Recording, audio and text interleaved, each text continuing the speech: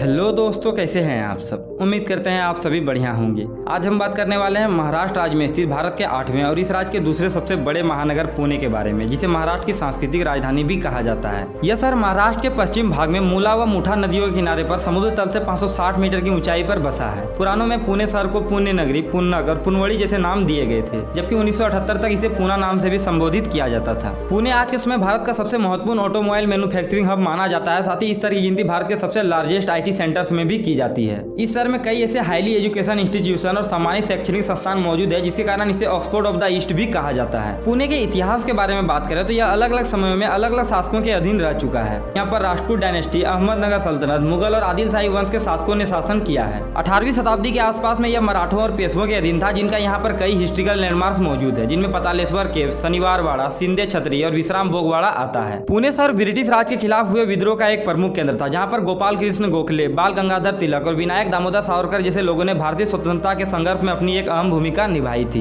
वर्तमान पुणे शहर कुल 15,642 वर्ग किलोमीटर के क्षेत्रफल में फैला है और 2011 सेंसस के अनुसार यहाँ पर लगभग 1 करोड़ की आबादी रहती है, जो पॉपुलेशन वाइज पुणे को महाराष्ट्र का सेकंड हाईएस्ट पॉपुलेटेड सिटी भी बनाता है। यहाँ की साक्षरता दर लगभग 86.15% और धार्मिक जनगणना की बात करें तो यहाँ की कुल आबादी का 85.80% हिंदुइज्म, 7.14% इस्लाम, 3.61% बौद्ध, 1.42% क्रिश्चियन और 1.36% जैन धर्म को मानते हैं। पुणे शहर के सड़कों में MH12, MH14, MH42, MH53 और MH54 वाहन कोड वाली ज्यादातर गाड़ियां चलती है और यहाँ की लगभग आबादी महाराष्ट्रियन होने के कारण यहाँ पर सर्वाधिक मराठी भाषा का भी प्रयोग किया जाता है। जैसा कि वीडियो के शुरू में ही मैंने बताया था कि पुणे भारत के one of the most automobile manufacturing hub माना जाता है, क्योंकि यहाँ पर विश्व में सबसे अधिक दुपहिए वाहन बनाने वाली कंपनी बजाज ऑटो पुणे शहर में ही स्थित है। इसके अलावा भी यहाँ पर Tata Motors, kinetic, Mercedes Benz और फोर्स मोटर्स जैसी कंपनियों का हेडक्वार्टर भी मौजूद है। साथ ही और भी छोटे बड़े उद्योगों में व्हिर्लपूल, कोका कोला, LG और फ्रिटोलेज के उद्योग भी पुणे शहर में ही स्थित है। पुणे शहर को सूचना प्रौद्योगिकी केंद्र और IT इनेबल्ड सेवाओं का हब भी माना जाता है और 2022 की एक रिपोर्ट के अनुसार यहाँ के IT सेक्टर्स में लगभग 4 से 5 लाख लोग कार्यरत थे। पुणे शहर की GDP लगभग $69 बिलियन